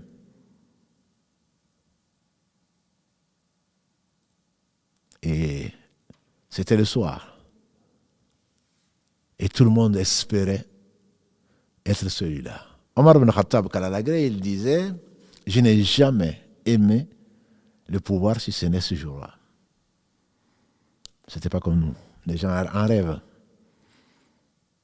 Parce que le pouvoir, c'est une amana. C'est une responsabilité sur laquelle tu seras interrogé. Tout est administré. Vont témoigner, on espère pour toi ou contre toi. Et Ali, le prophète sallam a dit, où est Ali? On dit qu'il est malade, il a la conjonctivite, l'équivalent de la conjonctivite. Il a dit, appelez-le. On a su que Allah aimait et son prophète aimait Ali, et Ali aime Allah et son prophète, à n'en pas douter. Il a donné l'étendard et il a dit, qu'est-ce que tu as? J'ai mal aux yeux. Et il a sorti de sa salive, qu'il a mis dans ses yeux, mieux qu'un collier. Ali dit, j'ai vu, grâce à Allah, au travers de cette salive, je voyais encore mieux qu'avant ma maladie. Il a dit, Ali, marche doucement, appelle-les à l'islam. Wallahi, comme il a dit, si par toi, Allah guide quelqu'un, c'est mieux pour toi que les chameaux roux. Les chameaux roux sont les choses les plus précieuses des Arabes. En tout cas d'avant. Aujourd'hui, ils préfèrent peut-être les voitures de luxe. Mais un bédouin, si tu lui trouvais un chameau roux, il était plus qu'heureux. La preuve, c'est qu'un jour meilleur qu'aujourd'hui, le meilleur des hommes qui avait vu le paradis, il a décrit le paradis, ce qu'il y avait. Il y a un arbre, dit le prophète sallam, sous l'ombre duquel un cavalier sur un cheval de course met plus de 100 ans à traverser l'ombre sur son cheval. Il y a ceci, il y a cela, des mets. Il y a à boire, à manger à profusion. Il y a tout ce que tu veux. Il y avait un bédouin qui était assis et qui était triste. Et le prophète sallam, il a été interrogé par le bédouin, Ya Rasulallah, sallallahu alayhi wa sallam, est-ce qu'il y a des chameaux? Alors qu'on venait de lui raconter tout ce qu'il y a au paradis. Est-ce qu'il y a des chameaux? Le prophète sallam, qu'est-ce qu'il a répondu? Il a répondu mieux que ce qu'on peut penser. Il n'a pas dit oui, il y a des chameaux. Il a dit il y a tout ce que tu veux. Donc ne te mets pas à compter ce qu'il n'y a pas. Il y a tout ce que tu veux. Souhaites-tu manger de la chair, de ceci ou de cela? Elle vient à ton niveau, déjà prête à manger. Souhaites-tu boire quoi que ce soit? C'est le nectar cacheté, comme Allah le promet dans la sourate 83. Les fraudeurs, al-mutafifin. Tu souhaites quoi que ce soit, tu manges, tu bois. Le prophète sallam m'a dit, il n'y a pas de choses toxiques. Il n'y a pas de fesses, il n'y a pas d'urine. Tu manges à volonté sans, bien entendu, avoir un surpoids, ni de l'indigestion. Et tout ce qui doit sortir sort comme sous la forme d'une sueur, a dit le prophète sallam, qui sent du musc. Il n'y a pas d'urine, il n'y a pas de fesses, il n'y a pas de morve, il n'y a pas de salive. Et vois-tu, il n'y a même pas de prière.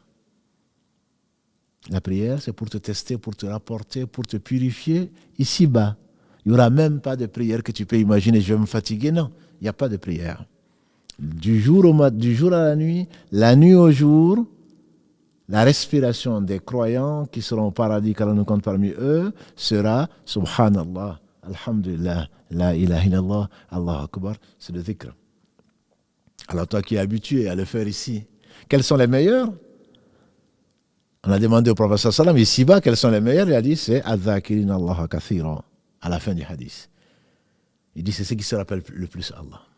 N'est-ce pas que ce monde est maudit? a-t-il dit, alayhi salatu wassalam, ala ad-dunya mal'unatun, mal'unun ma fiha illa dhikra Allahi wa ma wala, wa aliman wa muta'alliman. Allah dit, ce monde, le prophète sallam dit, ce monde n'est-il pas maudit? Maudit n'est-il pas? Allah, bien sûr que la réponse est oui. Ce monde n'est-il pas maudit? Maudit tout ce qu'il contient, sauf le rappel d'Allah, le dhikr, l'évocation d'Allah. Cela ne veut pas dire que tu ne travailles pas ou que tu passes ton temps à tricher ou à manger ce que l'on vient te donner, que tu es avec ton chapelet. Le dhikr, c'est tout. Le dhikr, c'est tout. Ce n'est pas une formule particulière que tu vas choisir, sauf qu'Allah va t'inspirer dans tout ce que tu fais te rappeler à Allah. N'est-ce pas que ce monde est maudit? Maudit ce qu'il contient, sauf le rappel d'Allah et ce qui peut lui être assimilé. C'est quoi? On dit le Coran, la prière, le jeûne, etc. etc. Wa aliman, un savant qui enseigne les héritiers des prophètes, alayhim salatu wassalam. Wa muta'alliman, tu n'es pas moindre quand tu apprends. Le prophète sallam n'a-t-il pas dit idha arada Allah bi abdin khayra yufaqihu fi din. Quand Allah aime du veut du bien pour quelqu'un, il lui fait comprendre sa religion. Comment tu vas comprendre ta religion si tu n'apprends pas? Et Allah sait quels sont les moyens qu'il nous a mis à notre disposition. Quand avant les gens faisaient des milliers de kilomètres à pied ou à dos d'âne ou à dos de cheval pour aller apprendre un seul hadith, aujourd'hui nous avons jusqu'à TikTok. On a tout. Tous les moyens pour apprendre. Google, bien sûr, il y a à boire et à manger. Mais on a tous les moyens. Personne d'entre nous n'aura une excuse devant Allah en disant « je ne savais pas ». Allah nous a créés. Il nous a tout donné. Il a envoyé les meilleurs des hommes, les prophètes. Il a clôturé la prophétie par le meilleur d'entre eux. Il nous a conservé le Coran. Il nous a, après la mort du prophète sallam, il a conservé le Coran. Il a créé des hommes à qui il a fait comprendre, qui expliquent matin, midi et soir, qui ont vendu leur vie à Allah en récompense du paradis. Le paradis, le prophète sallam nous a dit, d'après le hadith d'Abu Huraira, qu'Allah l'agrée, que Allah subhanahu wa ta'ala a dit, le paradis, c'est ce que j'ai préparé plutôt pour mes serviteurs, ce qu'aucun œil n'a vu, ce qu'aucune oreille n'a entendu parler, dont même l'imagination n'est passée dans l'esprit de personne. Et le prophète sallam dans ce hadith, il l'accompagne. On dirait que c'est un hadith qudsi puisque Allah dit, mais ce n'est pas un verset du Coran. Il est accompagné par le verset 17 de la sourate 30 de Sajda. Allah dit dans ce verset, تتجافى جنوبهم عن المضاجع يدعون ربهم خوفا وطمعا ومما رزقناهم ينفقون فلا تعلم نفس ما أخفي لهم من قرة أعين جزاء بما كانوا يعملون. Leurs flancs s'arrachent de leur couche le soir, dernier tiers de la nuit, à cause de la crainte et de l'espoir. Personne ne sait ce qui leur a été caché comme délices, comme récompense de ce qu'ils ont fait. Pas de ce qu'ils ont imaginé, pas de ce qu'ils ont espéré. Jaza'an bima kanu ya'malun. Ça, c'est la récompense de ce qu'ils ont fait. Que dit Allah dans la sourate Tawbah 9, verset 111. Inna Allah ashtara min al-mu'minina anfusahum wa amwalahum bi anna lahumul jannah. Allah a acheté aux croyants leurs biens et leur vie en récompense du paradis. Il arrivait au prophète Sassam de dire, n'est-ce pas que la marchandise d'Allah est chère? Toi qui veux le paradis, c'est pas en dormant, c'est pas en trichant, c'est pas en volant, c'est pas en étant paresseux que tu vas avoir le paradis. C'est pas en prenant le droit des autres que tu vas avoir le paradis. Le prophète Sassam disait, le paradis est cher. N'est-ce pas que la marchandise d'Allah est le paradis? Puisque Allah a acheté, t'a acheté, et pourtant c'est lui qui te l'a donné. Il t'a acheté ta vie et tes biens en récompense du paradis. On dit que quand ce verset 111 de la sourate Tawbah 9 a été révélé, on dit qu'Abu Bakr a pleuré. À n'en pas douter, c'était le meilleur des compagnons du prophète sallam, le plus savant également. On pense à Ibn Abbas, qu'Allah l'agrée ainsi que son père. On pense à d'autres qui ont rapporté beaucoup de hadiths, mais le plus savant d'entre eux, c'était certainement Abu Bakr, puisqu'il était Siddiq. Ça dit qu'il n'y avait pas de place de doute dans son cœur. On dit que ce verset, quand il a été révélé, il a pleuré. Les gens n'ont pas compris. Pourquoi il a pleuré? Il a dit qu'il est généreux notre Seigneur. Qu'il est généreux notre Seigneur. Qu'il est bon notre Seigneur. C'est lui qui t'a créé. C'est lui qui t'a donné tout ce que tu as. Et ensuite, il aurait pu te le demander, c'est son droit. Il te l'achète. En récompense de quoi? Ce qu'aucun œil n'a vu, aucune oreille entendu parler, dont même l'imagination n'est passée dans l'esprit de personne. Il n'y a pas plus généreux. Si tu connais Allah, certainement tu l'aimes. Tu connais Allah, nécessairement tu l'aimes.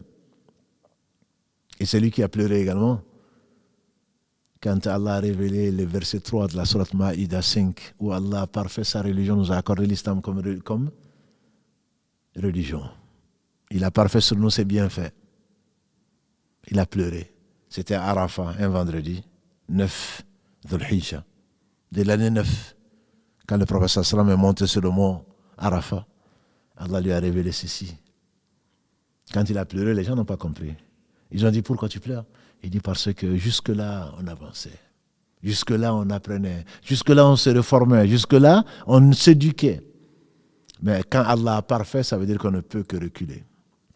Et c'est bien vrai. C'est comme une courbe de Gauss. Ça atteint le sommet, forcément, ça va redescendre. Et effectivement, c'est descendu jusqu'à nous. Qu'Allah nous pardonne. Il y a eu des hommes, oui. Et il y en aura, on espère. Mais ils deviennent une minorité. Ils ont compris, ils ont cru en l'au-delà.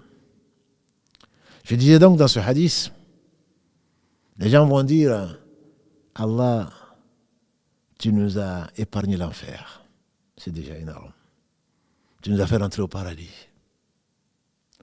Et Allah dit donc, j'ai été satisfait de vous et plus jamais je ne serai courroucé. Et il va demander à lever le voile.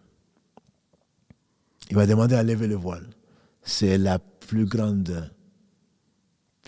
plaisir, si on peut l'appeler le plaisir. C'est la plus grande joie que les gens du paradis, qu'Allah nous compte parmi eux, vont connaître.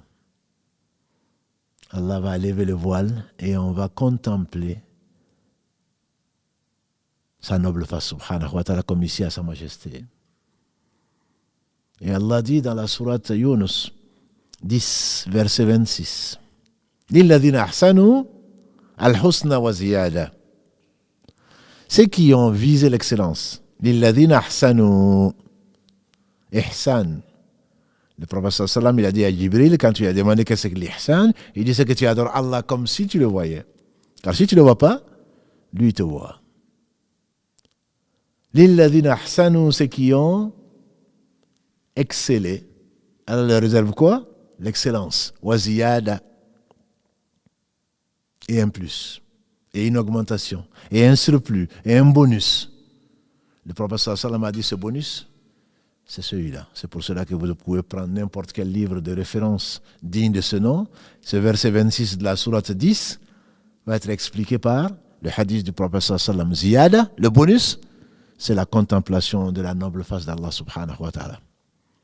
Allah dit dans la sourate Qiyamah 75, Wujuhun yawma idhin nadhira ila rabbiha nadhira. Il y aura ce jour-là, au jour du jugement dernier, des visages resplendissants en train de regarder, de contempler la noble face du Seigneur subhanahu wa ta'ala. Wujuhun yawma idhin nadhira ila rabbiha nadhira, en train de regarder la noble face du Seigneur subhanahu wa ta'ala. Et ce sera le plus. N'eût été la miséricorde d'Allah qui va se déverser sur ses serviteurs, on ne peut pas voir Allah, ni dans ce bas monde, ni dans l'au-delà. Le prophète sallam, quand Allah l'a élevé au-dessus des 7 cieux et qu'il a dépassé les 7 cieux, qu'Allah lui a accordé les 50 prières par jour, qu'il a réduit ensuite à 5, ma sœur, comment tu peux? Le prophète sallam, quand Allah lui a dit 50 prières, il n'a pas dit des réductions. Allah, c'est beaucoup. Allah a voulu inspirer Moussa alayhi salam qui a dit non, 50 c'est trop. Et ensuite, Allah l'a ramené jusqu'à 5. Et ces 5 prières, tu les négliges. C'est la rencontre du Seigneur, subhanahu wa ta'ala. Donc, quand on a demandé au prophète sallallahu alayhi wa sallam, des curieux, quand il a raconté, et il est véridique. Mais tu as vu Allah, tu as rencontré Allah? Il dit, comment je peux voir Allah? Allah est lumière. Allahu nuru samawati wal ard. Allah est la lumière des cieux et la terre. Le prophète sallallahu alayhi wa sallam qui le connaissait et qui l'aimait le plus, il a dit que si Allah subhanahu wa ta'ala demandait à enlever le voile, sa lumière brûlerait tout ce que sa vue, subhanahu wa ta'ala, parfaite va atteindre. Et sa vue atteint bien sûr tout. Mais par miséricorde pour ses serviteurs, Allah va permettre à ses serviteurs de connaître ce que jamais ils ne connaîtront, qui n'ont pas connu ici-bas, qui ne connaissent même pas dans le paradis. Ce sera le degré, ce sera la joie, que dire, ce serait une jouissance. C'est pour cela que ceux qui demandent le paradis, non, moi je veux le rez-de-chaussée, moi je veux ceci, non. Si tu savais ce qu'Allah a réservé à ses serviteurs. Quand Moussa, alayhi salatu wassalam, comme je vous l'ai dit tout à l'heure dans le hadith, celui qui va rentrer, il aura l'équivalent de la terre et 10 fois plus. Quand Allah lui a révélé cela, et c'est la vérité, Moussa a dit, alors, Seigneur, si ça c'est le degré le plus bas du paradis, celui qui sera honoré, qui aura le degré le plus élevé, comment sera-t-il? Allah subhanahu wa ta'ala a dit à Moussa, alayhi salam, ceux-là, ce sont les gens que j'ai réservés pour moi. J'ai planté de ma main bénie, subhanahu wa ta'ala, l'arbre pour les honorer au jour du jugement dernier. Et c'est toute la différence, mes frères et sœurs. Le temps passe. C'est toute la différence entre ceux qui y croient et ceux qui n'y croient pas. Mais ne pense pas, comme l'a dit le prophète sallallahu alayhi wa sallam, il a dit, nul d'entre vous ne rentrera au paradis par ses actes. On dit même toi, il dit même moi si Allah ne me fait pas miséricorde. Mais je reviens sur le verset de la sourate Sajida, 32, verset 17. فَلَا تَعْلَمُ نَفْسٌ مَا أُخْفِيَ لَهُم مِّن قُرَّةِ أَعْيُنٍ. Personne ne sait ce qu'Allah leur a caché. Vous savez, le Jannah, un des sens du paradis, qu'on traduit Jannah. Le Jannah, donc, c'est en langue arabe, c'est un jardin. Jardin touffu. Déjà, quand on imagine les Arabes avec des palmiers, qui sont éparpillés, bien sûr, un jardin touffu. Mais également, un des sens de Jannah, c'est Satara. C'est-à-dire, c'est caché. Si Allah avait mis ce paradis sur terre, c'est qu'ils vont dépenser des millions et des millions dans leurs vacances sur des îles, etc. Ils pensent être au paradis. Ça ne les empêche pas d'aller aux toilettes. Ça ne les empêche pas d'avoir des soucis. D'autant plus aujourd'hui avec leur portable, qui les suit partout. Qu'on leur raconte ce qui se passe dans l'autre monde. Je parle le monde qu'ils ont quitté ici. S'imagine être dans un paradis. Donc c'est ce qu'Allah a caché, et à juste titre, quand il qualifie les croyants. Ceux qui le craignent, qu'est-ce qu'il a dit? ذَلِكَ الْكِتَابُ لَا رَيْبَ فِيهِ, verset 2 de la sourate Al-Baqarah. هُدًى لِلْمُتَّقِينَ. Il dit dans le verset 3, الَّذِينَ يُؤْمِنُونَ بِالْغَيْبِ. Qui sont les craignants Allah? Qui sont les amoureux? C'est ceux qui croient à l'invisible. Allah aurait montré le paradis, il n'y aurait pas de mérite de le rechercher. Mais toi, tu y crois alors que tu ne l'as pas vu. C'est pour cela Allah te l'a réservé. Et ce n'est pas seulement pour les prophètes. Un homme triste à Médine, je n'y étais pas mais j'y crois. Il était triste. Et Allah a voulu que le prophète sallallahu alayhi wa sallam lui demande qu'est-ce qui t'arrive. Il a dit, Ya Rasulallah, je suis à Médine quand j'ai envie de te voir. Parce que la vue du prophète sallallahu alayhi wa sallam était une merveille. Quand il souriait, c'était comme une demi-lune. Ma mère m'a dit qu'elle allait fasse miséricorde. Le médicament d'un enfant, c'est ça, la vue de sa mère. Que dire alors du prophète sallallahu alayhi wa sallam? Que dire du prophète sallallahu alayhi wa sallam? L'homme, il dit, quand je suis triste, quand j'ai envie de te voir, je sillonne les rues de Médine et je viens à la mosquée et je te vois. Mais quand tu seras au paradis, toi tu seras au degré le plus élevé, et moi je ne suis même pas sûr d'y rentrer. C'est ce qui m'attriste. Et on dit que c'est à propos de cet homme et à propos de tous qu'Allah a révélé le verset 69 de la sourate An-Nisa, la sourate 4. وَمَنْ يُطِعِ اللَّهَ وَالرَّسُولَ فَأُولَٰئِكَ مَعَ الَّذِينَ أَنْعَمَ اللَّهُ عَلَيْهِم مِّنَ النَّبِيِّينَ وَالصِّدِّيقِينَ وَالشُّهَدَاءِ وَالصَّالِحِينَ وَحَسُنَ أُولَٰئِكَ رَفِيقًا. Celui qui obéit à Allah et aux messagers, voilà ce que Allah a comblé de ses bienfaits parmi les prophètes, les véridiques, les martyrs témoins et les gens qui font le bien. Donc Allah va rassembler les gens à l'akhilao. يومئذ بعضهم لبعض عدو إلا المتقون. Les amis dans ce bas monde seront les ennemis les uns des autres. C'est toi qui m'as poussé. Non, non, non, c'est toi.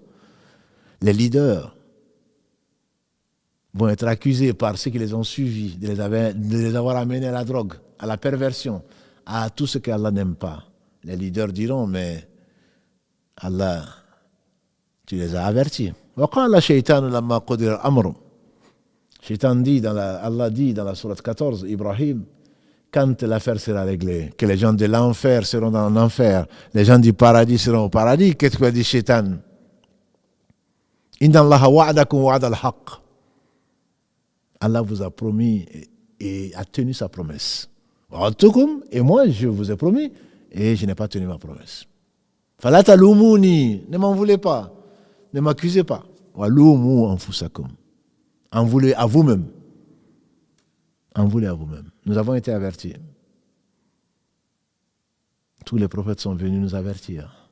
La mission des prophètes, disait Ibn Qayyim, qu'Allah lui fasse miséricorde, c'est trois choses. Faire connaître Allah. Comment tu vas connaître Allah sans la révélation? Allah seul sait qui il est. Il a décrit ce qu'il a voulu au travers des prophètes, alayhi salatu wassalam, qui sont les véridiques, les meilleurs hommes que la terre a portés. Que Allah ait ordonné et qu'il est interdit, c'est la deuxième mission des prophètes, avec ou sans livre, pour dire Allah vous ordonne ça et Allah n'a ordonné que ce qui est indispensable à ta vie. Allah n'a interdit que ce qui est un poison, que dis-je, qui est toxique pour ta vie. Est-ce que tu le comprends ou pas? Et la troisième, c'est quoi? Pour te promettre le paradis, si tu observes ses commandements. Ou alors, te menacer de son châtiment si tu lui désobéis. Aucun d'entre nous n'aura d'excuses devant Allah. C'est par sa miséricorde qu'on entrera au paradis. L'action de personne ne pourra le faire entrer au paradis. Même le prophète sallallahu alayhi wa sallam. Mais néanmoins, il a créé, subhanahu wa ta'ala, il nous a dit les causes secondes. C'est par quoi il nous amène au paradis. Et donc c'est ce verset, entre autres, Jaza'an bima kanu ya'malun. Récompense de ce qu'ils ont fait. Donc maintenant, comme le fait dire Ali ibn Abi Talib, radiallahu anhu, ce monde est un monde où on travaille. Et l'autre monde, c'est un monde où on est jugé. Comme tu ne sais pas quand est-ce que tu vas être appelé par ton Seigneur, lui seul sait, alors précipite-toi. Précipite-toi vers le bien. Toi qui es en train de faire le mal, toi qui es pécheur, comme chacun d'entre nous. Quitte le mal et va vers le bien. Quelqu'un est venu, il n'a pas fait un seul bien. Et il est au paradis. Il est venu voir le prophète sallallahu alayhi wa sallam pour se reconvertir. Et voilà que le muezzin a dit, voici que la guerre est déclarée. J'étais venu me convertir et on appelle à la guerre. Il a dit au prophète sallallahu alayhi wa sallam, donne-moi un conseil. Je me convertis, je vais, ou j'y vais et quand je reviens, je me convertis. Le prophète sallallahu alayhi wa sallam lui a dit, convertis-toi et vas-y. Il a fait l'attestation de foi devant le meilleur des hommes. Il est parti, il n'est pas revenu. Et le prophète sallallahu alayhi wa sallam a dit, voilà quelqu'un qui a fait peu et qui a eu beaucoup. Ma conclusion, puisque il est déjà 22h30, je vous ai déjà pris une demi-heure de plus. Allah dit dans la sourate Ali Imran, وَسَارِعُوا إِلَى مَغْفِرَةٍ مِّن رَبِّكُمْ وَجَنَّةُ أَرْضُهَا السَّمَاوَاتُ وَالْأَرْضُ أُعِدَّتْ لِلْمُتَّقِينَ الذين ينفقون في السراء والضراء والكاظمين الغيظ والعافين عن الناس والله يحب المحسنين. 33 et suivant de la sourate 3, Allah dit, et précipitez-vous, asari'u. Qu'est-ce que vous attendez? Précipitez-vous vers le pardon de votre Seigneur. Et un paradis plus vaste que les cieux et la terre réunis, qu'il a réservé pour ceux qui le craignent. Alladhina yunfiquna fi sarra'i wa dharra, ceux qui dépensent dans la difficulté comme dans l'aisance. Quand ils n'ont pas grand-chose, le prophète sallam a dit, craignez le feu, ne serait-ce qu'en dépensant la moitié d'une date. Ne dis pas, non, moi je vais attendre d'être riche. Le sourire est une bonne action. Morceau de date est une bonne action. Aider quelqu'un à monter sur sa monture, c'est une bonne action. Enlever un obstacle de la rue est une bonne action. Même dans l'acte conjugal de l'un d'entre nous, a dit le prophète sallam, c'est une bonne action. Ils ont dit, mais comment cela se fait-il? Il dit, mais si vous le faites, si vous forniquez, si vous le faites dans le péché, est-ce que ce n'est pas une mauvaise action? Ils ont dit oui. Il dit alors la bonne action, si vous le faites dans ce qui a été prescrit, c'est une bonne action. Je dis encore une fois, personne d'entre nous n'aura une excuse devant Allah. Il a déversé de sa miséricorde. Tout bien qui nous arrive, ça vient d'Allah. Comment ne pas aimer, comment ne pas obéir. Celui qui se passe de tout. Le bienfaiteur, par excellence et par essence. Précipitons-nous vers le pardon de notre Seigneur. Ceux qui dépensent donc, qui sont-ils? Dans l'aisance comme dans la difficulté. Ceux qui retiennent leur colère. Ceux qui retiennent leur colère. Toi, tu divorces ta femme combien de fois parce que tu es en colère? Combien de messages je reçois? Non, c'est la femme même qui écrit. Hein. Non, il était très en colère.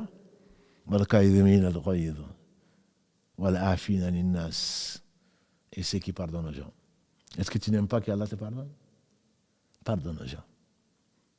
Comment tu vas t'adresser à Allah avec un cœur aussi noir de péché, de haine, et tu penses qu'Allah va enlever le voile pour t'écouter?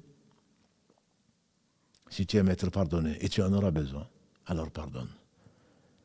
Dernier mot, Allah dit à nous pécheurs et à tout le monde, قل يا عبادي الذين أسرفوا على أنفسهم لا تقنطوا من رحمة الله إن الله يغفر الذنوب جميعا إنه هو الغفور الرحيم.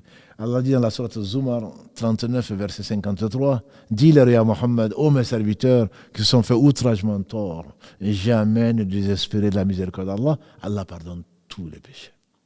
Il est le pardonneur, le miséricordieux.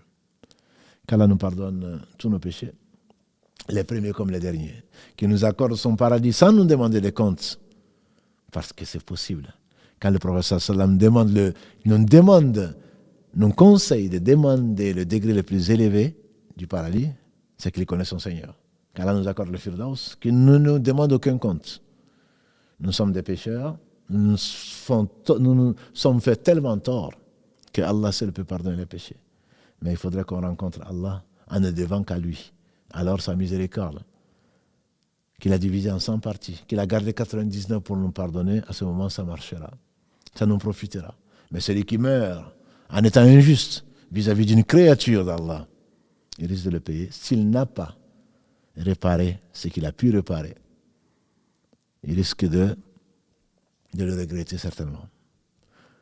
Et enfin, on dit que c'est que les gens du paradis, quand ils seront au paradis, quand on compte parmi eux, la seule chose qu'ils vont regretter, c'est de n'avoir pas assez fait. C'est d'avoir pas assez fait. Les degrés du paradis sont en fonction des actes. L'entrée du paradis, c'est la miséricorde d'Allah seul. Et l'intercession du prophète sallam fera que certains qui pourront être au Firdaus, alors qu'ils méritent, entre guillemets, leurs actes ne méritent que le 90e, le 70e, le 10e degré du paradis. Mais grâce à Allah, au travers de l'intercession de Muhammad sallallahu alayhi wa sallam, prions abondamment sur ce prophète par lequel Allah a ouvert les yeux de l'aveugle. Nous a fait sortir des ténèbres vers la lumière de l'islam.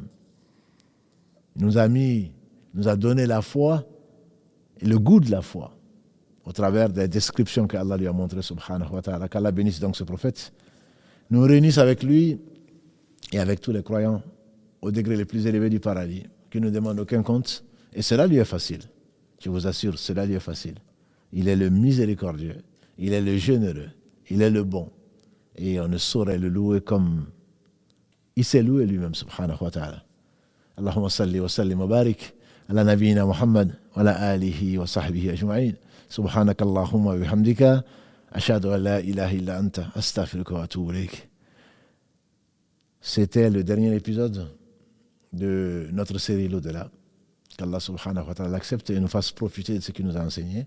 Samedi prochain, on a rendez-vous avec le dernier épisode de la famille en islam. Et nous avons voulu vous parler d'une chose importante au jour du jugement dernier, comme dans ce bas monde, à savoir les liens de parenté ou la piété filiale. Assalamu alaikum wa rahmatullahi wa barakatuh.